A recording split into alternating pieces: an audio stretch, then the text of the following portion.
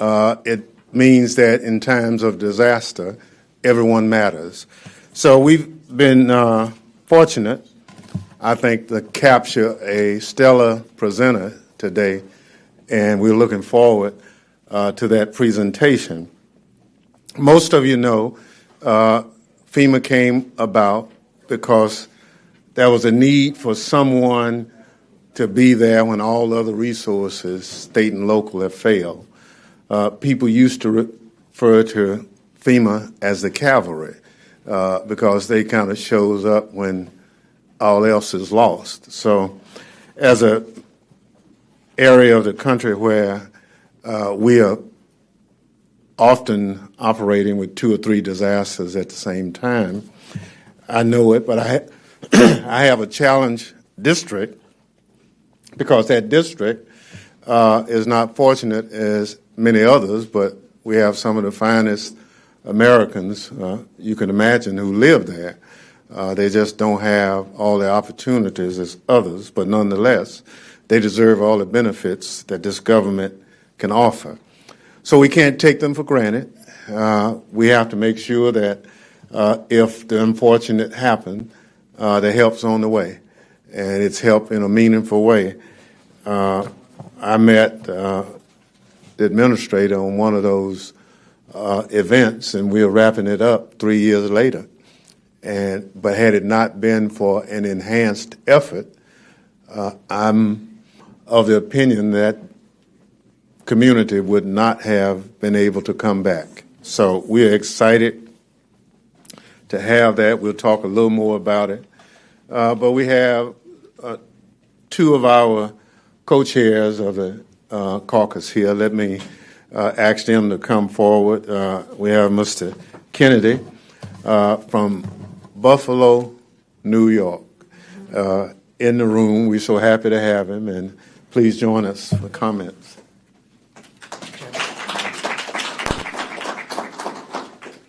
Well, good morning, everyone. I want to thank my fellow caucus co-chairs, the former chair, future chair and ranking member of Homeland Security, Bennie Thompson, an incredible leader, Congresswoman Dina Titus, and Congressman Troy Carter for their work. Each of these public servants has contributed to the improvement of emergency management through policy, community engagement, and advocacy. And I'm excited to be here today for the launch of the Disaster Equity and Building Resilience Caucus's first official event of the 119th Congress. We're also very fortunate to be joined by former FEMA Administrator Deanne Criswell, who's had a distinguished career dedicated to these issues, and I look forward to her remarks here as well as we discuss the value of FEMA and what's truly at stake here in our nation's capital. I have the privilege of serving as the ranking member of the Committee of Homeland Security's Emergency Management and Technology Subcommittee. And so when we're talking about today's conversation, the value of FEMA, it's important to my work in that capacity. And I know Ranking Member Thompson feels the same way and the same responsibility as the head of Homeland Security. A bit more about importance of FEMA in my own district. Top of mind today here in Washington is the heat wave.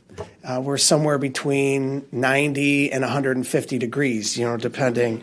I know it's been a warm week. Somebody said yesterday that when you're in Washington, it's like being in a dog's mouth. I thought that was rather unhelpful. But anyway, you can't delete that, right? But, when we think about Congressman Thompson and Carter and Congresswoman Titus's districts hailing from communities with warmer climates, oftentimes they have to deal with hurricanes and tornadoes, wildfires, and that sort of thing. In Buffalo, New York, in the Buffalo-Niagara region, not only do we deal with heat waves like we have today, where we're up into the 90s, but of course, extreme winter weather. We are not averse to extreme winter weather. And some of the most devastating emergencies that we've had to deal with have been winter storms and cold, extreme cold, below 0, 10, 20, 30 degrees, blizzards. and lake effect snow off of Lake Erie. Today's topic about FEMA brings me back to a terrible storm we had just a few years ago where 47 people lost their lives in my community when Winter Storm Elliott barreled through. It was a blizzard of blizzards. Again, extreme cold, 30 degrees below zero, about 5 feet of snow, and winds over 70 miles an hour. 47 people died. Power was out.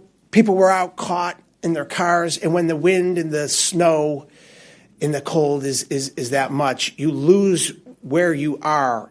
People had these terrible stories of survival where they just lost their place because of the whiteout. And what that storm did, aside from ripping so many souls from our community, is it exacerbated the disparities in our community as well. Out of the 31 people in the city of Buffalo who passed away in that storm, the majority of them were people of color. And 2 of the 3 electric grid shutdowns because of that weather event were in the black community of Buffalo. And so, we're still recovering in some parts of the community from that devastation. It was a historic blizzard that left our community demonstrating both the strengths of the efficiencies of government and our ability to respond, as well as the imperfections of emergency management. So things we have to learn from in that. And it's a reminder that we have to strengthen our partnerships at every level of government, including our work with FEMA. And so when we're talking about FEMA, first and foremost, we have to protect this agency. This agency is imperative to saving lives across the country, whether it's extreme winter events in the Buffalo-Niagara region, or it's tornadoes, or hurricanes, or earthquakes, or wildfires, or any other natural disaster where people's lives are at stake. We need and depend upon FEMA. It was created for our government to go in and to help the local community recover and to salvage its community from that event and ultimately put people back on track to living their lives. So it's absolutely imperative that we protect FEMA while the Trump administration looks to cut it. Not just cut it in funding, but cut it from existence. It's outrageous and it's unacceptable. And I'm proud of the work that we as a caucus here and as an entire Democratic caucus have done to prevent that from happening. And certainly our work on the Homeland Security Committee has been imperative in that fight. So also improving federal disaster management and a response to all events, including extreme winter events. I actually introduced the snow legislation that would bring extreme winter events on par with other disasters that I believe is a critical step to helping communities, especially in the northern border, especially as we're dealing with climate change. And these terrible winter storms are coming with more strength, with more consistency, and we have to be prepared for that. So in the same vein, top of mind here today is the looming threat posed to FEMA by President Trump and Secretary Noem. The overarching goals of this caucus have become much more dire as these cuts are looming. So we have to continue to stand strong, continue to stand up and fight together, unify, and be loud and heard and tell these stories. Tell the stories of the American people and how people will not only be hurt and communities will suffer, but people will die in this country if the Trump administration is allowed to get away with the cuts that they have proposed to FEMA. So I'm looking forward to continuing to work with my great colleagues and all of you as we move forward in the 119th Congress. Thanks, and I'm honored to be here in your presence.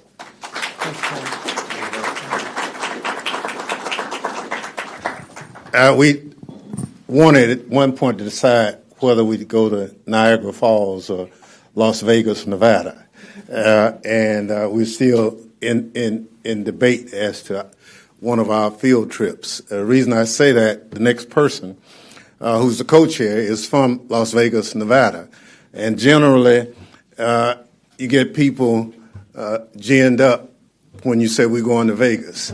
But they also have been dealing with a number of issues in that area. Dina came to Congress, started serving on Homeland, and she moved over to T&I, but she picked up part of the mission of FEMA over there. So we're so happy that she's agreed to be one of the co-chairs for our caucus, and I look forward to a presentation. Congressman Titus.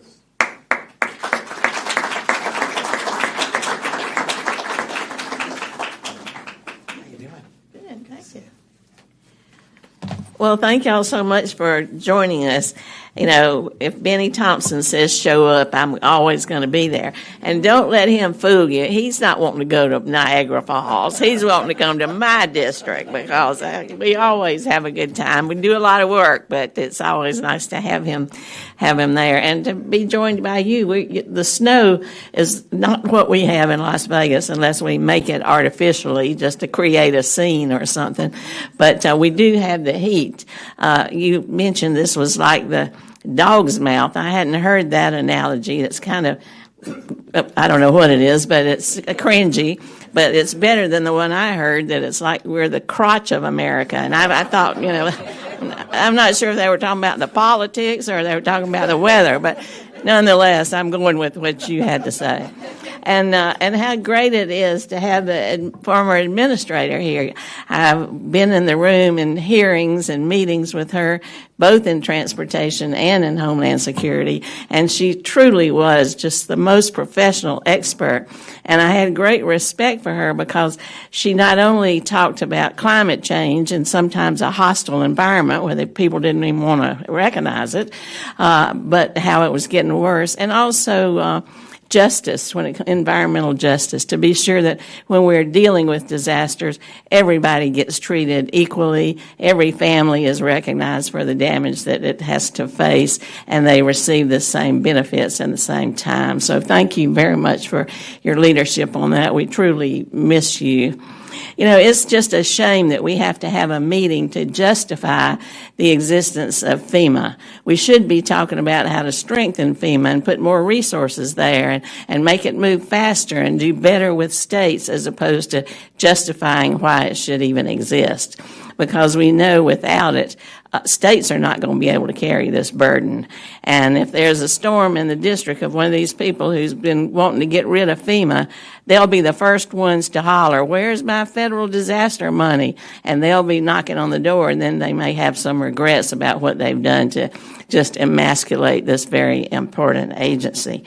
You know, we are facing all kinds of disasters, and we had some programs that were in place that were not just about building back after a disaster, but doing things in advance to prepare for the next disaster or to prevent the next disaster. I think of the BRIC program, for example. I mean, we just heard everybody singing the praises of that. Building resiliency. You know, you don't build a housing project in a flood zone the second time, to knowing the flood's coming back in however many years. You do it better, and those funds were able to go to those kind of programs, and now they're talking about doing away with it. They've done away with a quarter of the personnel, I think it is. When you get rid of that kind of expertise and institutional memory and just knowledge, you don't build that back better in a short time, and you lose that that you need. We're going to need even more going forward because these disasters are going to get worse. They're going to get here more often. They're going to take longer to recover from, and they're going to be more expensive and dangerous. And so that's why moving back is not the way that we should be going. I've got some bills that we're going to be addressing either in T&I or Homeland. One is to do a universal application form to speed that process up. So I hope we can get that to move more. I'll ask y'all for your support and help in any way y'all can help us to uplift that or advocate for it or just educate people about it would be much appreciated. Also, the extreme weather bill that we're going to try to get through again, got it through the House, but not the Senate. Maybe people will realize that we need to do that this time. And it's not just the extreme heat, but it is also extreme cold. You know, disasters like a hurricane are very visible. It's a certain time period. You can see the damage. You can do a television interview of the people who are affected. Heat doesn't measure that way. It's longer term. It's harder to pin down. When did it start? When did it stop? Who is directly impacted? But we do know that more people die from extreme heat than from tornadoes and hurricanes put together. Now, last year was a record heat year. Las Vegas had 120 degrees in July or August, and they were on track to probably do the same thing again this year. And people are dying from heat. Now you're going to turn off their subsidies for electricity. You're going to see more of that, I'm afraid. So we need to get ahead of it as much as we can, tell this story as much as we can, and work together across levels of government and public and private to try to do the best we can to fight the opposition. So thank you for being here. Thank you for all that y'all are doing in Homeland Security. And Administrator, it's great to see you.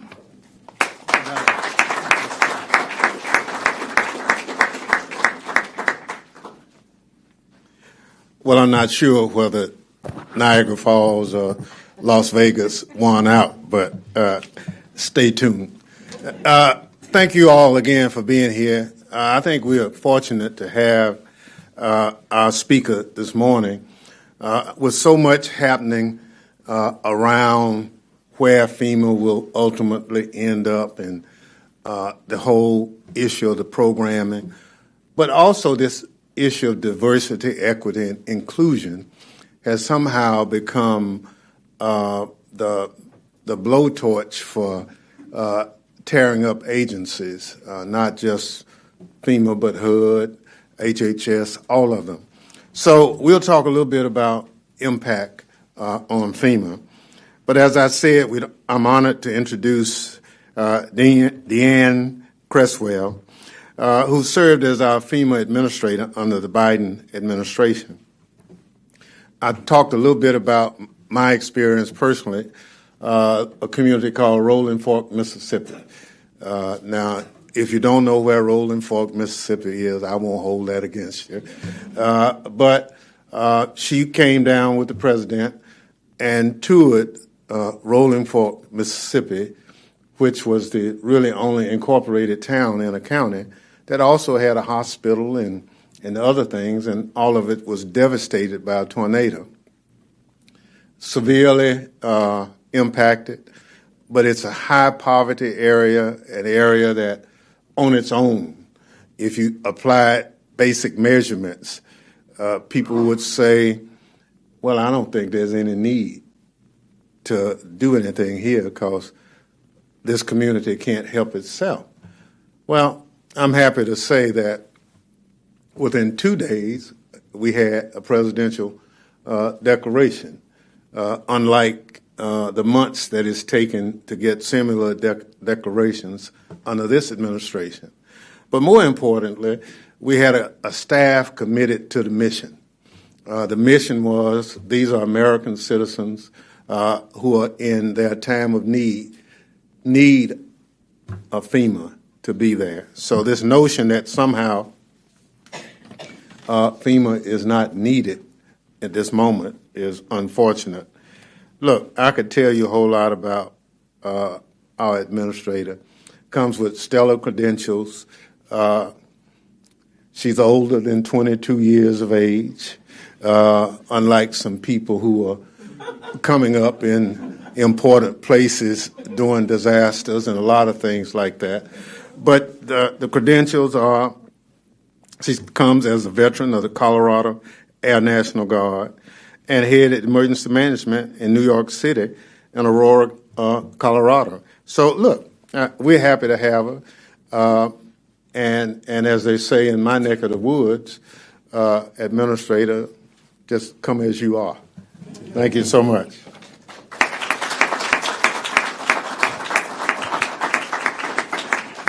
Well, good morning, everyone, and thank you, chairs. Thompson, Kennedy, and Titus for inviting me here today. And I just want to say that it's nice to be on this side of the table with you instead of on the other side. I'm just saying, and I think I'm just a couple of years older than 22. So. But I also want to thank you all for your continued support of FEMA, but more importantly for the communities that they serve each and every day. And I'm here today not just as the former FEMA administrator, but as someone who has spent my career in emergency management. And I have seen firsthand how disaster recovery intersects with the values that we all share: protecting the most vulnerable, building resilience from the ground up, and making sure government works for the people and not the other way around. FEMA has a very simple yet profound mission statement to help people before, during, and after disasters. But that mission is only as strong as the trust the public has in FEMA and the resources that they have to meet the moment. And so I know many of you, as you've heard already, are aware of the growing threats that FEMA is facing, especially in the form of efforts to eliminate or dismantle FEMA in its entirety. And while I think some of you may think it sounds like extreme rhetoric, it's becoming all too real. And it's a serious threat to the safety, the security, and the well-being of millions of Americans. This is an issue that should not just be a concern of FEMA. It should be a concern for all of us, because the consequences of losing FEMA or weakening its ability to function would be catastrophic. Disasters, they are no longer seasonal, they are not predictable, they are not isolated. They don't care about our politics or our differences. They hit every community, every demographic, and every part of our nation. That's why FEMA matters, not just in times of disaster, but in times of preparedness and in building resilience as well. And when many people think about FEMA, I think many of you in this room, your initial thoughts of FEMA, you think about an agency that shows up in the immediate hours and days after a hurricane or a wildfire, a tornado, or a flood. But it's important to remember that FEMA is not the primary first responder. States and locals have always had the responsibility to respond to and support their communities. FEMA is there to support these communities when these events exceed their capabilities. FEMA is a lifeline. And FEMA is what keeps communities from falling apart after the worst happens to them. So consider this. During my time as administrator, we saw the devastating combination of a record number of disasters year after year. Disasters that unfortunately took the lives of so many. The Miami Surfside condo collapse, Hurricane Ian, the Maui wildfire. We also saw disasters that caused billions of dollars in infrastructure damage, Midwest tornado outbreaks, New Mexico wildfires, Hurricane Helene, or disasters that presented new challenges that we hadn't faced before, saltwater intrusion in Louisiana, sargassum seaweed in the U.S. Virgin Islands, COVID-19. This was one of the most active periods in FEMA's history. And as FEMA faced these unprecedented challenges, what I saw was an agency working around the clock in every corner of this country, responding with compassion, with expertise, and with an unwavering commitment to help people. FEMA is a fundamental embodiment of the nation's promise that government will care for its citizens, particularly when crisis strikes. But FEMA is not only a response and recovery agency, it is also a partner in resilience. Every dollar that we invest in mitigation not only saves lives, it also reduces these long-term recovery costs. Through strategic investments during my administration, we invested in resilient infrastructure, community planning, and technology, and FEMA has been transforming from a reactive response agency into a proactive partner in nationwide disaster prevention and climate resilience. This isn't just about building back after a disaster, I think, as you said, Congresswoman. It's about building stronger, safer communities in the first place. But this kind of proactive work only happens if we continue to fund and support FEMA.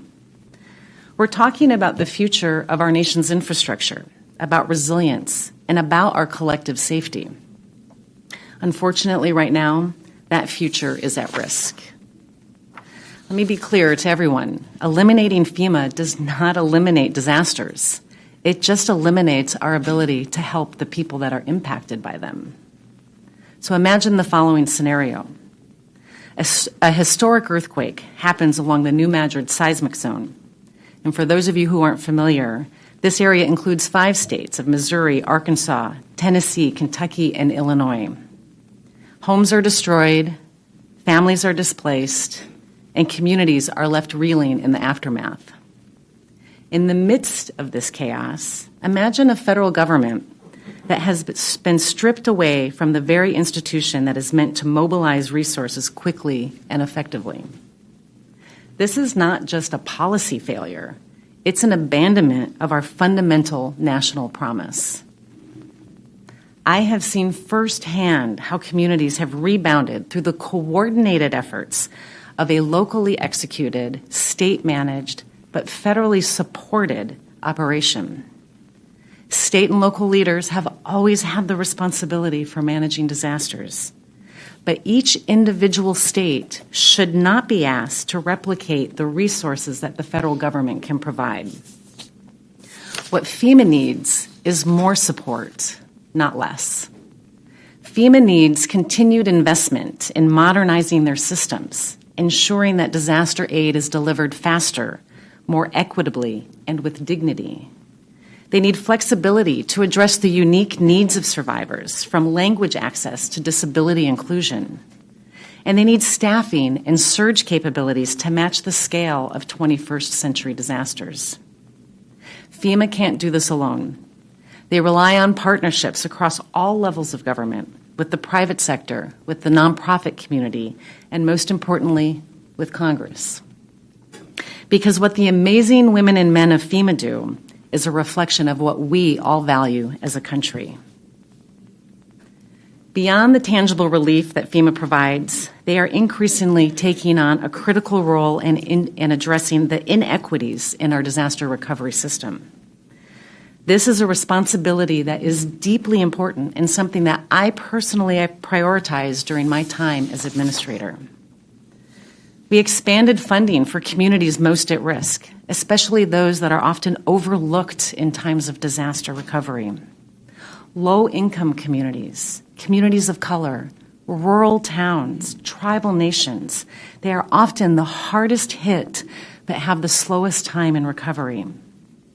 Through programs like the Building Resilient Infrastructure in Communities or the BRIC grant, FEMA was actively investing in all of these communities, providing grants to help them be better prepared for, to be able to respond to and also recover from disasters. With the loss of this grant, communities are no longer able to invest in resilience to help reduce the impacts from future events. This is not just a moral responsibility, it's a practical one. When we help our most vulnerable communities get back on their feet more quickly, we help the nation recover faster. We reduce the strain on resources, and we support economic recovery. To truly understand the stakes, I think we need to think about what would happen if FEMA were dismantled or defunded. So let me walk you through what I think are a few of the key consequences. First, longer recovery times. FEMA helps people rebuild their lives. If FEMA is eliminated, the federal support would be fragmented, like it was before FEMA was created. It would be slower and it would be less effective. This would lead to longer recovery times, leaving communities in distress for longer periods of time. Second, we would see greater financial burdens on local governments. Without FEMA, state and local governments are going to have to foot a much larger portion of the bill. And we know that many state and local governments are already stretched thin on their budgets. particularly in rural and low-income communities. With FEMA gone, the financial burden would fall squarely on them. This, I think, would result in fewer resources for schools, for hospitals, and for basic services that the communities rely on so they can push that money towards recovery. And third, increased vulnerability to climate impacts. The climate crisis is here. More intense storms, rising sea levels, and catastrophic wildfires are happening right now. FEMA's role in reducing the impact from these risks and mitigating the effects of climate change is critical. Without FEMA, we would lack the resources and national coordination to effectively respond to and manage these risks. So why does FEMA matter? It matters because when disaster strikes, we need to be able to strike back. FEMA is the agency that ensures people are taken care of. They support state and local leaders rebuild their communities, help people return to their homes, and help those impacted get back to their normal lives. States can't do it alone. FEMA can't do it alone. They need continued support, both in terms of resources and policy. Together, I think we can ensure FEMA remains a beacon of support, resilience, and recovery for all Americans. Now, I'm not saying that change is not needed. I will be the first to say it is. There are many things that can be improved upon. But FEMA is a critical partner for states and communities, and your partnership is needed to make sure that they are equipped for the challenges ahead. Our communities depend on it. So I want to thank all of you and the committees that you serve on for continuing to stand with FEMA and with the millions of Americans who count on FEMA to be there when everything else has fallen away. Thank you.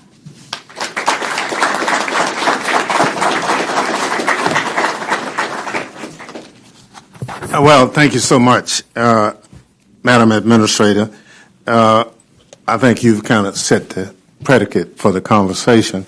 We've been joined by Congresswoman LaMonica McIver from Newark, New Jersey. We're happy to have her. And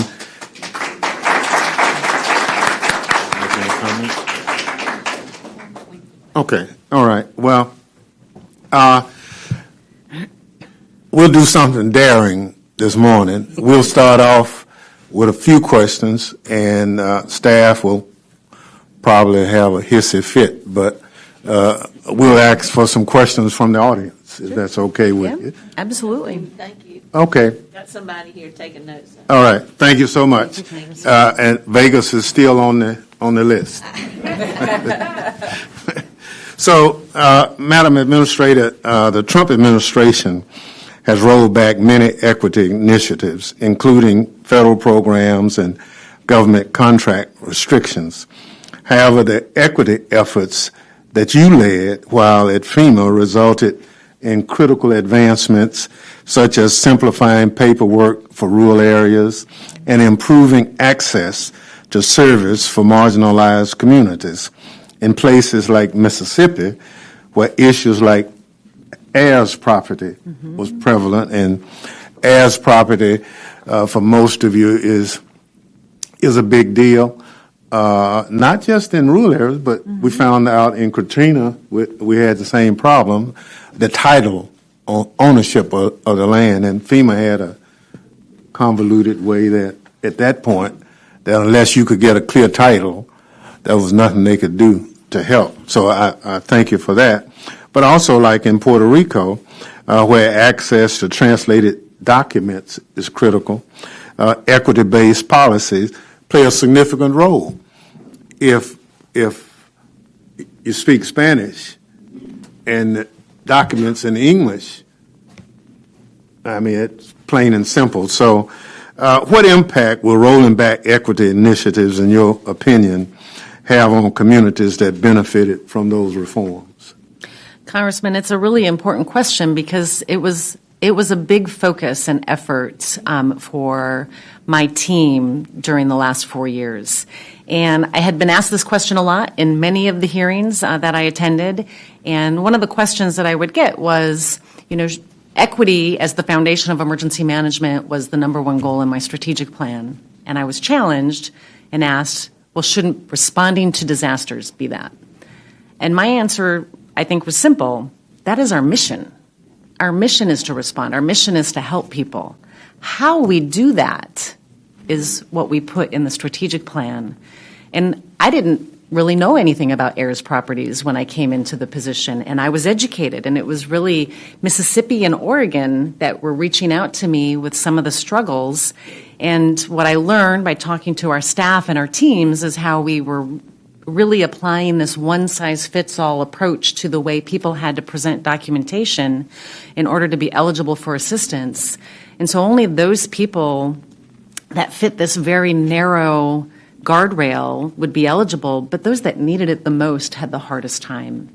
And so for an agency that is designed to manage risk, it was an agency that also had a tendency to be risk averse when it came to implementing programs. But I think what we saw when we reached out to communities and we were able to call people back that were denied assistance and then walk through this process with them to get the right documentation to prove ownership or occupancy for renters, we were able to get, hundreds of thousands of people assistance that would have otherwise been denied, and some of them denied initially. And so when you don't have that kind of a people-first approach and understanding that every person is unique, every community is unique, they all have different experiences and different needs and different impacts from the disaster, then we're going to go back to this one-size-fits-all approach, and people will fall through the cracks. People will not get the assistance. They will get frustrated with the bureaucracy, and they're going to have a much slower and longer recovery time. And that, goes from heirs rights, but to you said to be able to reach out to different communities. I remember in one instance I believe it was in Texas or Louisiana after one of the storms, I think it was Louisiana, there was a large Vietnamese community that we ended up doing a PSA in their language, and it was one of the most watched PSAs on our website, right? So we need to be able to reach people where they are, go to them instead of making them figure out how to access the government. Again, government working for the people instead of people trying to figure out how to access government. And I fear that it's going to not just go back to the way it was, but go back even further. Yeah, that's I think, is even more reason for this caucus to be proactive in pushing back as often as we can. Congresswoman McIver has a question. Thank you so much, Rep. Thompson. First of all, thank you so much for being here, Madam Administrator, and thank you so much for sharing what you've already shared with us, and thank you all for being here as well. It's funny that you mentioned, not funny, but it's a serious moment that you mentioned about some of the, some of the ways folks are relying on FEMA these days. I know in New Jersey, we've seen a very spark in rising sea levels. And so your regular rainstorm, a regular rainy day results in ultimately damaging flooding for many constituents throughout New Jersey, but especially in my district in the 10th. That's what I heard a lot. We hear it each and every day. Regular rain day, if it rains more than 3 hours, their basements are flooded. And we're seeing that over and over again. So I think, in these times as we face climate change and the things that we're going through, FEMA is just not it's not just for natural day, hurricanes and natural disasters. It's just sometimes it's just a regular rainstorm where residents are seeing disasters to their property and they need assistance. And so thank you so much for being here and talking a little bit about that. During your tenure at FEMA, you successfully oversaw multiple back-to-back and overlapping disasters from tornadoes in Kentucky and the Colorado Marshall Fire in 2021 to the Jackson water crisis in 2022.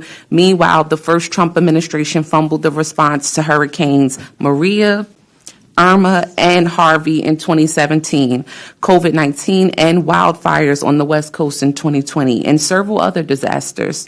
What is your greatest concern about FEMA's ability to manage back-to-back or overlapping disasters under the current Trump administration, and how can Congress prepare for reality?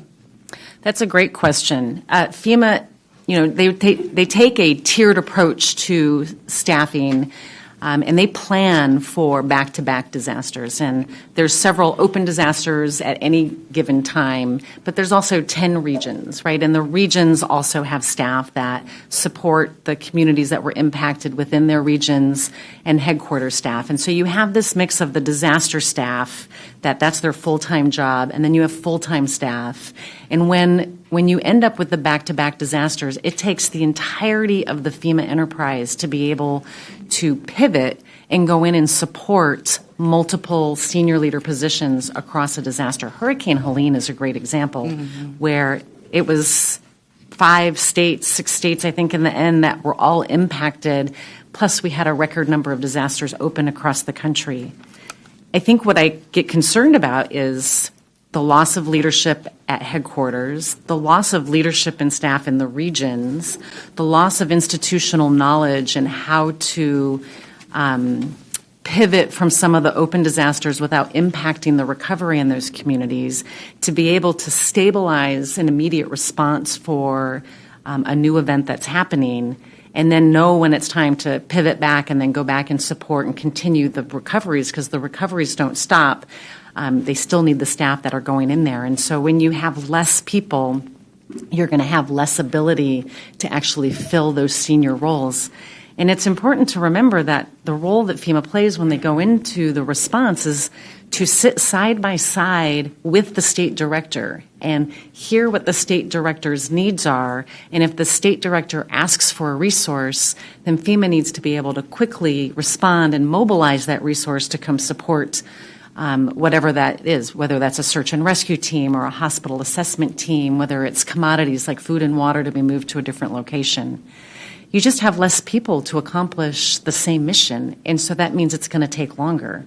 And that means some things are going to have to get prioritized over others in order to meet the most immediate needs. And so it just slows down the entire response and delays the recovery process from starting. And I think many of you have probably heard me say, time is our most precious commodity.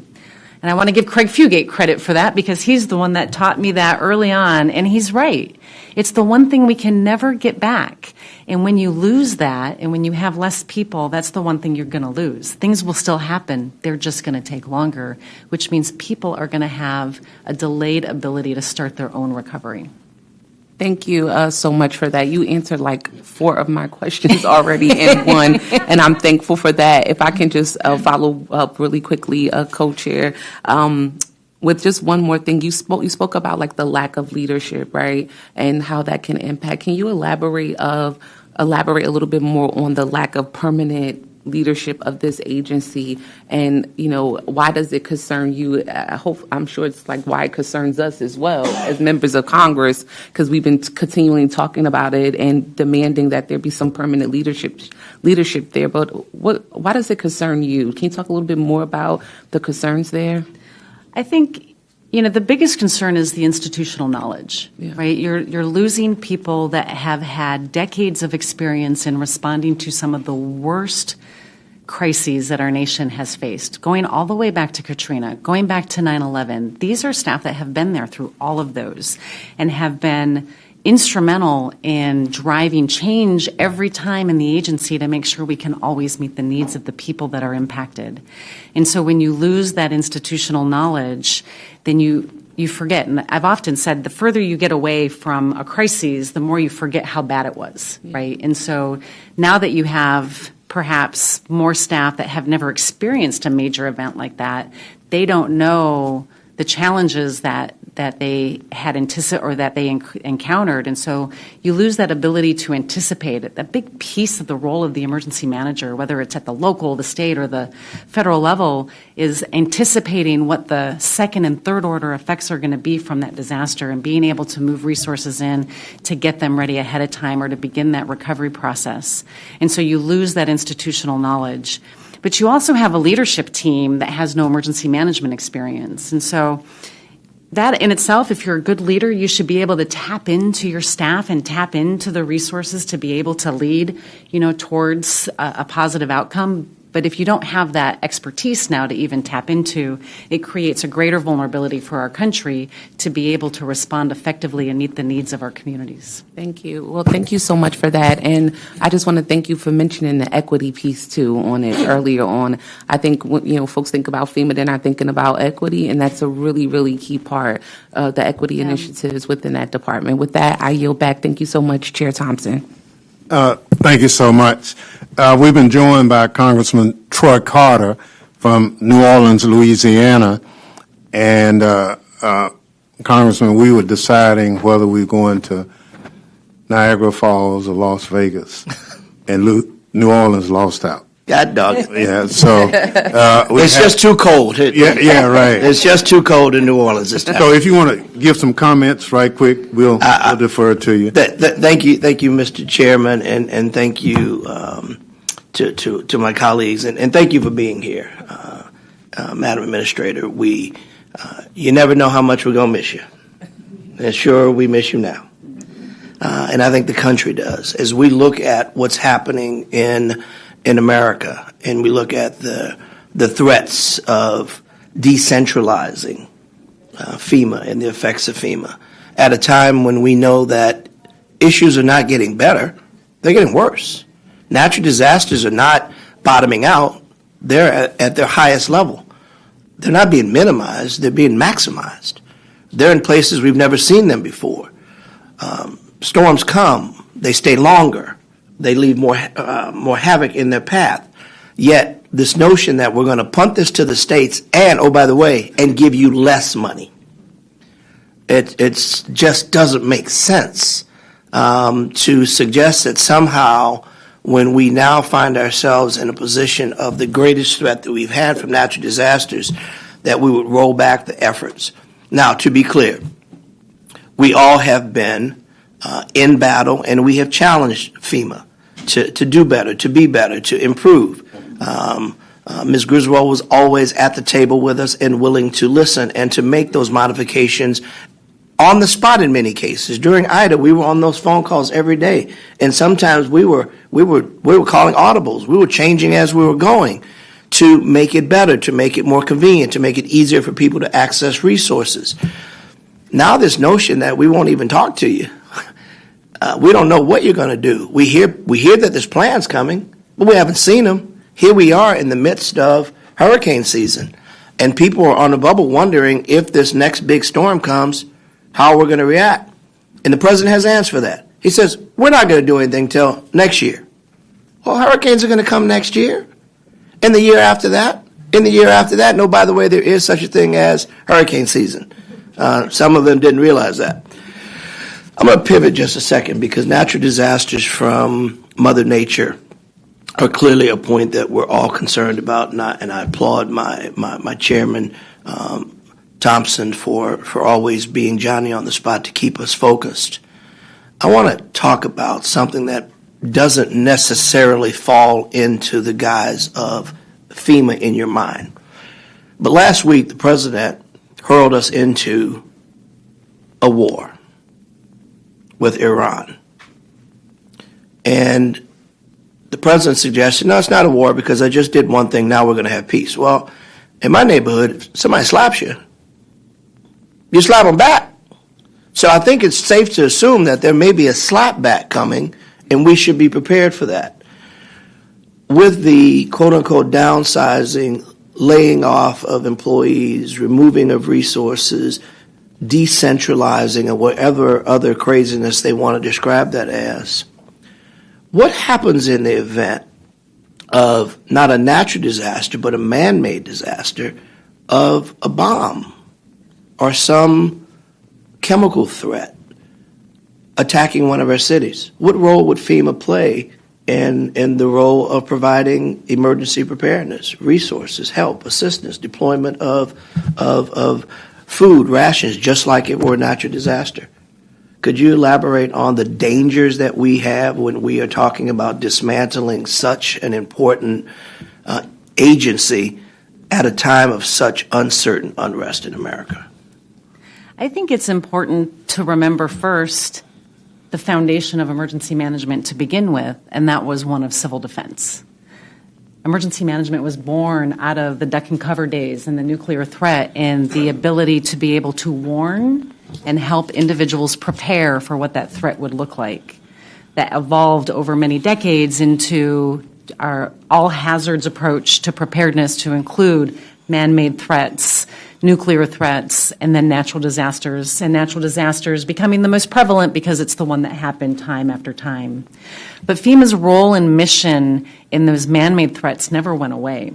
FEMA has a significant role in ensuring the protection of the American people during those types of events. One of the biggest roles they have is national warning. Through our IPAWS system, I know it's an acronym and I can't remember what it stands for, but through the national warning. I'm so glad I'm not the only one. The FEMA administrator and the president are the only two people that actually have the ability to send out a national warning to all Americans that there's an imminent threat facing them. And so when you take away that capability, then you lose time again, and you lose this ability to be able to respond quickly and warn the American people of a potential threat. FEMA works and leads the coordination of all of the federal agencies during times of response to crisis of whatever form.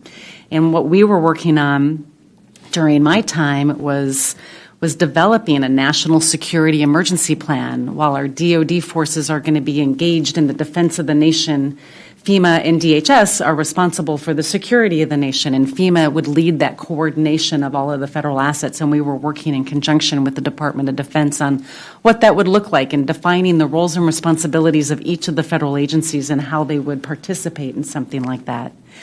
FEMA has the role and responsibility for enabling the continuity of the federal government and ensuring that our government operations can continue to happen if there is something that happens to here in D.C. or elsewhere.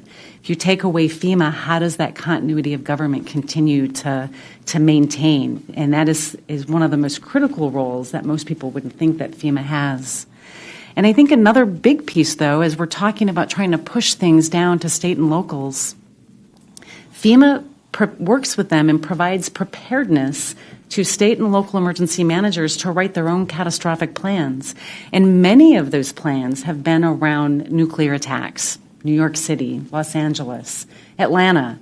All of these areas have these big catastrophic plans, and we've conducted exercises and training for them so they know what their capabilities are, and they know where their gaps are, and they know where they're going to need additional assistance. When you take away the preparedness grants, now they don't have the funding, they don't have the technical assistance, they don't have the resources to not only sustain that capability, but ramp it up now that we have a potential for future threats. And so I think that, again, many of you think about FEMA in that initial days and the response to a disaster, but there's so many roles that they play that enable the preparedness of our entire nation and the protection of our nation and the ability to warn and make sure people have the tools that they need to take care of their communities, and that's at risk. Thank you very much. A follow-up to that, and I'm going to do an acronym that I always get wrong too, NOAA. The notion of getting rid of the National Association of Oceanic, whatever. Atmospheric Administration. You got that one?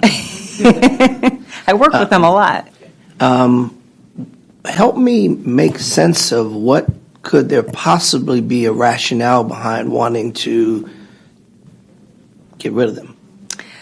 I don't know what their rationale would be. What I can say is NOAA is an amazing partner. NOAA and all of the components, the National Weather Service, the National Hurricane Center, the Storm Prediction Center, the Water Prediction Center, all of these different scientific entities within NOAA give FEMA, not just FEMA, they give local and state emergency managers critical data to help them understand what the potential impacts are.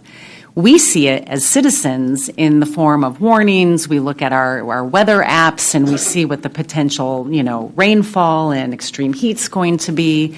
But they give more granular information to those that are having to protect those communities. And they give it in a way that they're able to operationalize it to make decisions on what the right posture is going to be to protect a community. I think about Louisiana. I think about New Orleans. We think about, where is the water going to rise, and are the levees going to be able to sustain it, and where are our greatest risks going to be, so that state emergency manager can then make decisions about evacuation warnings.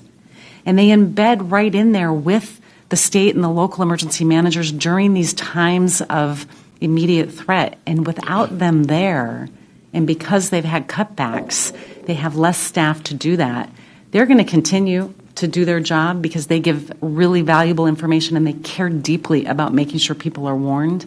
But if they have less staff, they're going to have less ability to embed directly with different jurisdictions to help them understand those impacts. And so they are such a critical partner of FEMA, but also of the states and the locals, to give them that operational data to make the right decisions to protect their communities. I couldn't have said it better. We work hand in hand. They've been phenomenal partners, as your agency has been in the past.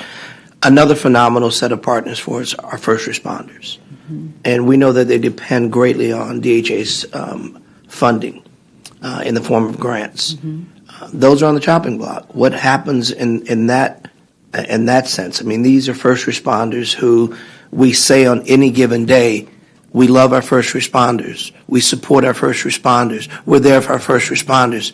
Then we take their tools away for them to be first responders. So it's hypocritical in my estimation that you pledge your love for our first responders, who in fact are the ones that run into the fire when we're running out of the fire. They're the ones that are putting their lives at risk to save ours. Yet this administration is talking about taking away vital resources that they need to do their basic jobs, to not only protect us, but to ensure that they make it home to their families every night too. Can you share some insight on that? I mean, I can talk about it from my perspective as a firefighter in Aurora, Colorado, as the emergency manager in Aurora, as well as the emergency manager in New York City. You know, as a firefighter, we depended on the Assistance to Firefighters grant and the SAFER grant, Staffing Adequate Fire something, I forget that acronym, but it's providing personnel. The Assistance to Firefighter grant provides equipment. And so as you build new stations, you know, you put in a grant to help get a fire truck to help support that. And not so much the larger communities, but really these are the smaller rural communities that depended on that the most. Our volunteer fire departments, which are the majority of our firefighters across the U.S., they rely so much on those grants to be able to provide the necessary equipment to support their firefighters and able to go in and respond. And the SAFER grant gives them the staffing, and it's a phased-in grant. Like, they get so much of their salary the first year, and every year for 5 years, I believe, it goes down until then they completely encompass that budget into their own budget.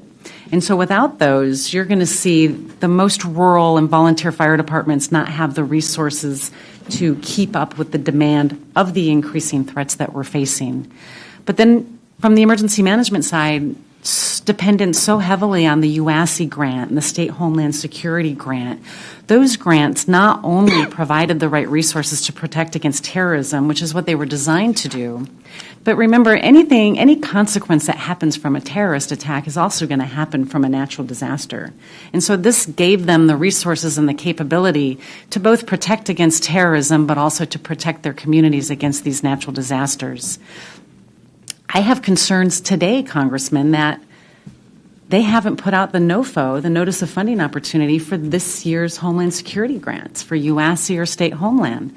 And I know when we were there, if we didn't get that done by March, we had a hard time getting it obligated by the congressional mandate to do it by the end of the fiscal year. So I worry that these communities that have built their budgets already around these grants that they have come to expect are suddenly going to have it stripped away and not have the resources, which is then going to diminish their ability to sustain their preparedness capability to terrorist attacks, to natural disasters, to other types of things.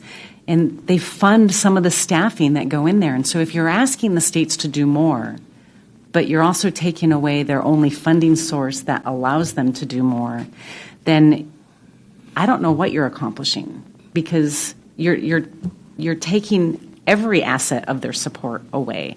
You don't have the federal government to come in with economies of scale to be able to go and assist, but you've also taken away their ability to actually fund the positions that they have. And one of the most important grants that's out there is the Emergency Management Performance Grant. It's the only grant that goes directly to communities to write plans for recovery, write plans for mitigation, to write plans for response.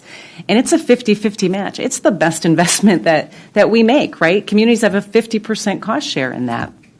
But it's always been underfunded compared to other grants. And if you take that away, you know, my position in Aurora, Colorado was funded through the fire department, but all of my staff were funded through that grant. New York City, half of my staff were funded through that grant, right? These are grants that create capacity. And so if you're going to ask them to do more, at least give them the resources to accomplish what you're asking them to do. And that perfectly dovetails to, we are now about to commemorate the 20th anniversary of Katrina in my hometown, my home state, Louisiana.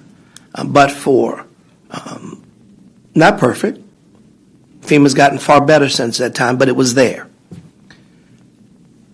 We never know when there's going to be another FEMA, another Katrina, but we know we can't lose FEMA. When we think about this, I did an op-ed in The Hill, I guess about a month ago, and we talked about, in my op-ed, I zeroed in on this notion that we were going to decentralize the resources of FEMA. And I systematically broke down all the dangers that are associated with that.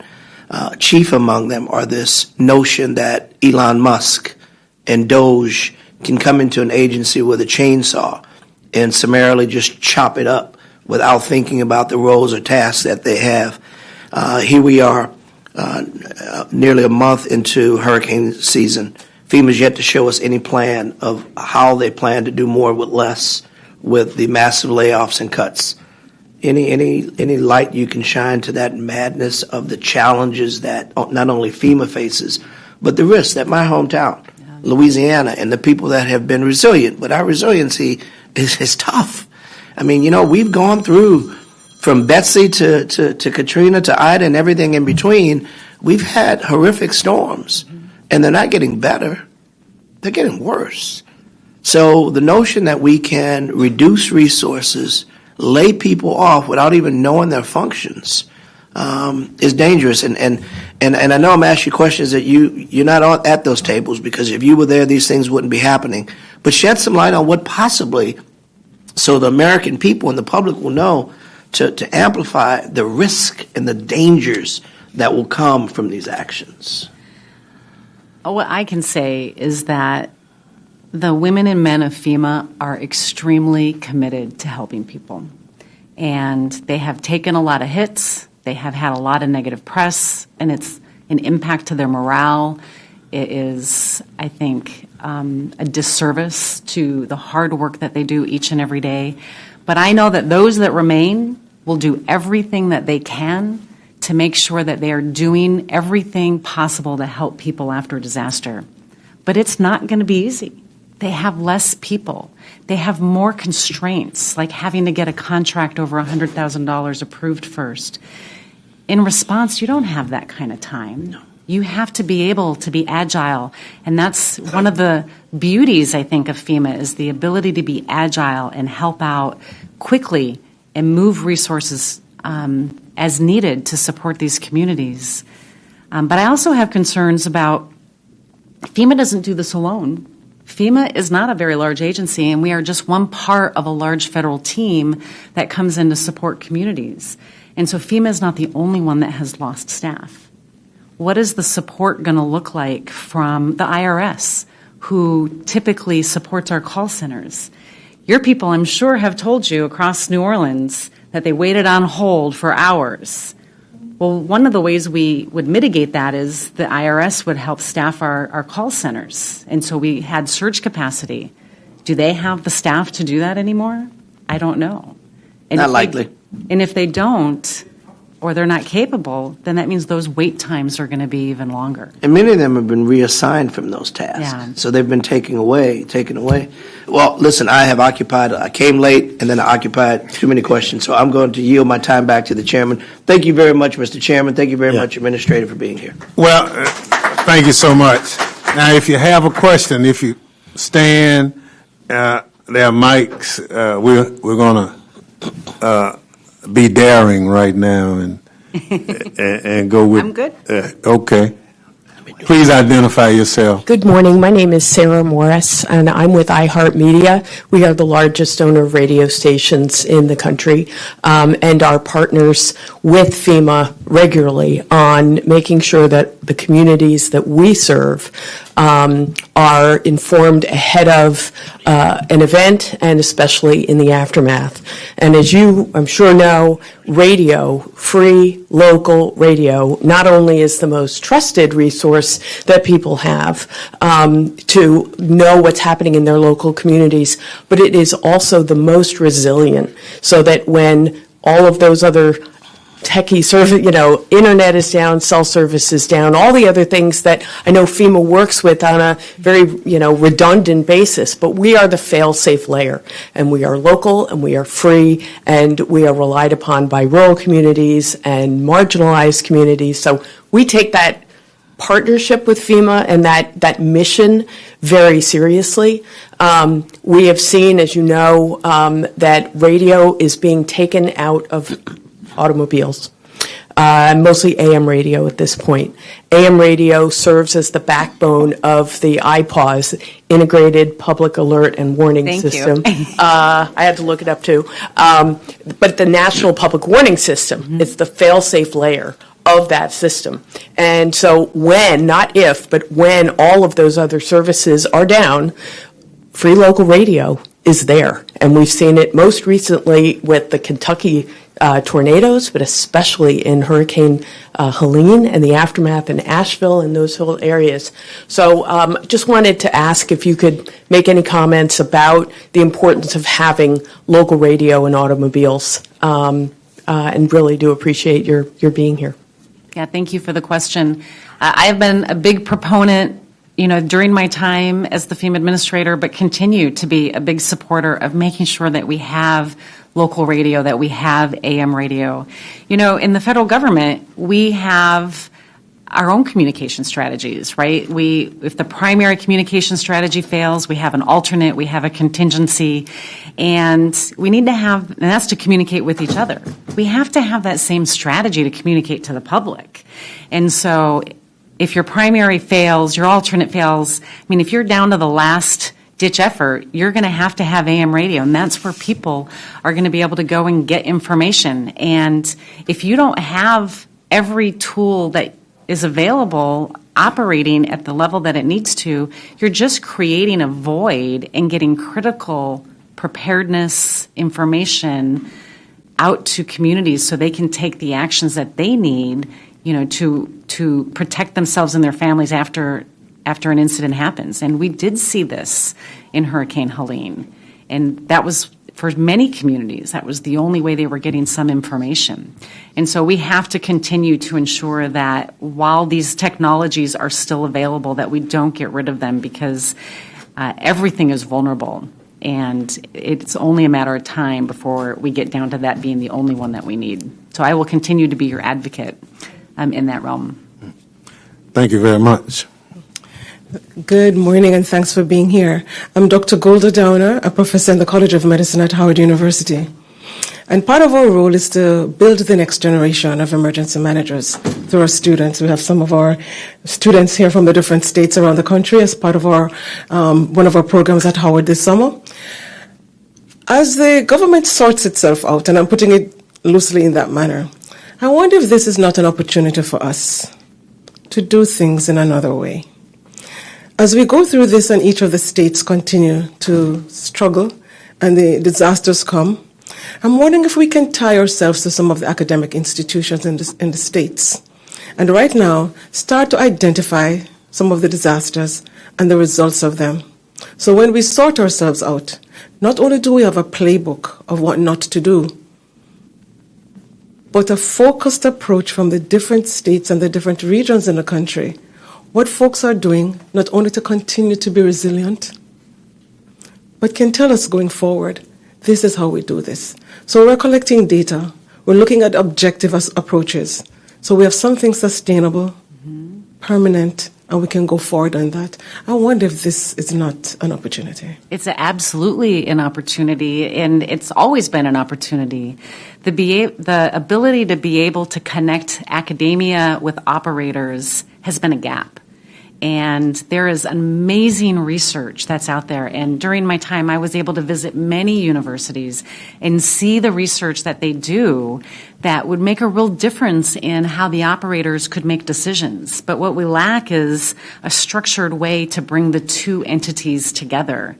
I remember going to FIU in Florida and seeing their wind tunnel, right? And the way that they were testing building materials to be able to withstand excessive winds. How do you get that in the hands of the developers and hands of the emergency managers as they're making decisions? We have to continue to bring academia into the conversation. But I think we also have to do it in a way similar to what you said, but a little bit different. I think what we need to do is help communities not just rely on historical data, because the disasters that we're seeing are breaking records every day. We have to be able to help them tap into what the future risk is going to be for their communities, and then map that against the efforts that they're doing to build resilience in their communities so they can make their communities stronger. Because the resilience efforts that communities take on aren't things that happen overnight. They take years. But they have to be able to see and think years ahead to be able to put the right measures in place today. And so the historical data is incredibly important, but understanding future impacts, I think, is even more important right now because, again, we're breaking records every single day on the types of impacts that these communities are facing. Thank you. Yes, sir. Good morning. My name is Daryl Faulkner, Jr. I am currently entering my third year at Howard University College of Medicine. And at the risk of sounding naive, my question is, what is to be done with regards to salvaging FEMA, with regards to being a regular citizen, right, and utilizing my power to affect that? I used to be a teacher, and I lived in Houston during Harvey. And after the hurricane, I remember helping demo houses with my students. Actually, a couple of days after the hurricane, I remember some of my students came by with the canoe, right? And we just went to help other people in the canoe. And I remember the impact that FEMA had with those houses. I even read about a study where it was determined that because of a $205 million investment from FEMA, even though Harvey still happened, $330 million was able to be saved because of that. The issue that I have is that those same students that I was like helping demo their houses and whatnot called me in November to discuss why they had voted for Trump. And now this sort of thing is happening to FEMA. And so these conversations, I listen to the news too much every morning, right? And I feel really charged, but I also feel really overwhelmed by a lot of things that's happening, and I feel like that's the point. And that also happens when I sit in on these conversations as well. It feels very insular, right? As far as the run-of-the-mill everyday American that does not necessarily have a chance to visit Capitol Hill and sit in on a conversation. So what is to be done with regards to my power when I wake up every single day? Well, at first I'd say you need to control your doom scrolling. Well, it's actually doom listening, NPR, Yeah. right? I mean, I get there too, right? But you can make a difference. Everybody's voice matters. And it's having conversations with your congressional members about the things that you're seeing that are important to you. You know, as I said in my opening remarks, I don't know if you were in here for that, but I'm not saying that change isn't needed. There is definitely change that needs to happen. And there are many things across the agency that I was frustrated with during my time. You can only change so much in 4 years, and there was more that we would have tackled if we had more time.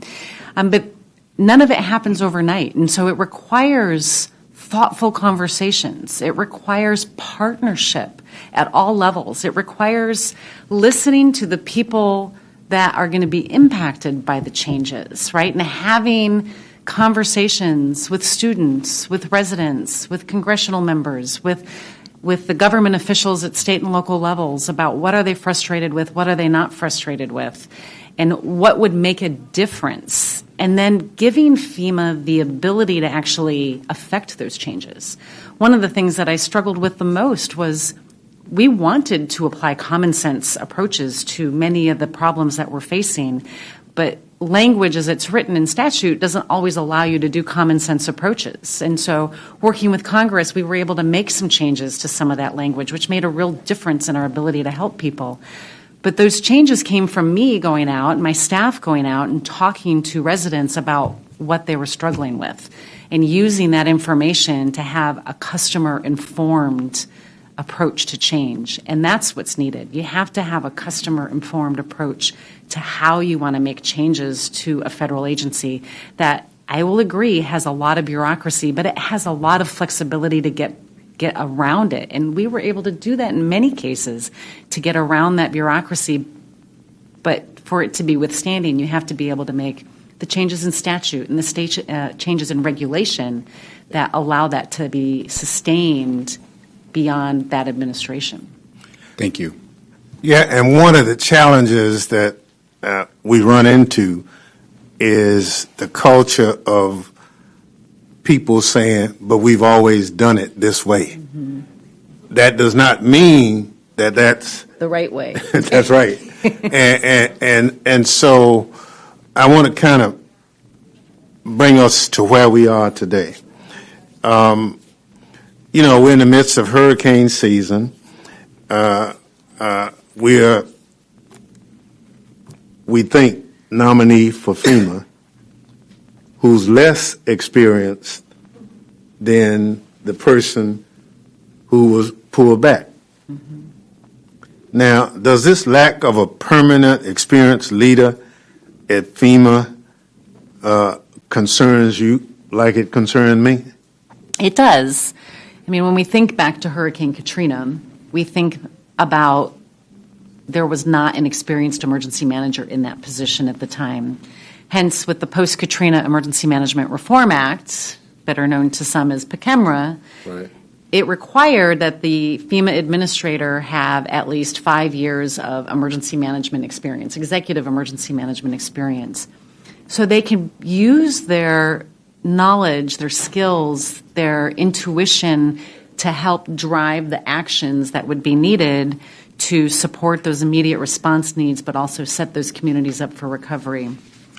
Now, like I said earlier, I think without somebody that has experience, if you are a good leader, you will draw on the experience of the agency. But my concern there is then they've lost so much experience within the agency. Who are they going to draw on, right? And so if they're not operating as a holistic agency and taking the input in from those that have experience, then I think we're setting ourselves up for something that will be catastrophic. Yeah. Let me give you, closing the loop on that comment. I talked about the tornado that hit Rolling Fork, Mississippi. Mm-hmm. Well, it took 3 days after we got the paperwork from Mississippi to the White House for the approval of the declaration. 3 days. We had tornadoes this year in 3 of my counties, but it ended up being 13 counties in Mississippi. It took a little over 2 months to get the declaration. Did you ever take 2 months to do a declaration once you had all the information? I mean, to be fair, if it's something that's small and you have to actually gather the data to see if it reaches the threshold, then it can take time to get boots on the ground. But when it's something that you have the ability to use geospatial imagery, to gather that data, to make these decisions earlier, to me, it sounds like they're adding bureaucracy into the process instead of taking it away, because there are tools, there are resources that can speed that process up. You have to trust that data. You have to have the trained people to interpret that data and then make recommendations. And you have to go there. Mm-hmm. You have to. That's the reason I would travel. I would meet you down there. Right. And we would go talk to those communities that are impacted, because if I'm trying to make a decision from a desk in Washington, D.C., I'm not in that community of Rolling Fork listening to this woman tell me how her father was killed in the tornado and trying to figure out how to help her get the assistance that she needs. Right? Those are the kinds of experiences that you will never be able to replicate from an office. No matter how much you watch on news or you listen to stories, you have to be there and talk to the people that are impacted. That's how it helps you make those decisions faster.